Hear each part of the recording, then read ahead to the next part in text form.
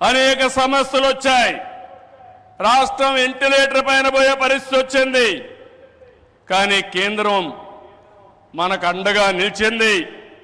ఒక్కొక్క సమస్య పరిష్కారం చేసుకుంటూ, ఒక్కొక్క ఇటుక పేర్చుకుంటూ రాష్ట్ర పునర్నిర్మాణం కోసం ముందుకు పోతున్నాం.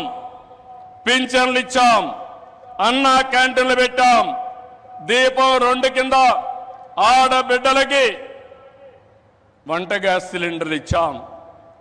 మెగా డిఎస్సికి తొందరలోనే ఇంటర్వ్యూలు పిలిచే పరిస్థితికి వచ్చాం. ఇవి చేయడమే కాకుండా ఇంకో పక్కన మీరు చూస్తే సూపర్ 6 ఏవైతే చెప్పామో ఆ సూపర్ 6 అన్ని కూడా పూర్తి చేసే బాధ్యత ఎన్డీఏ తీసుకుంటామని మరొక్కసారి విశాఖపట్నంలో మీ అందరికీ హామీ ఇస్తున్నా. కష్టాలున్నాయి, సమస్యలున్నాయి, అధిగమిస్తాం, ముందుకెళ్తాం.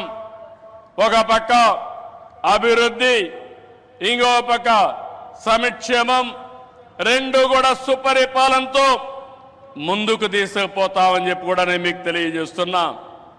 రాష్ట్రంలో పెట్టుబడులు ఊపందుకున్నాయి.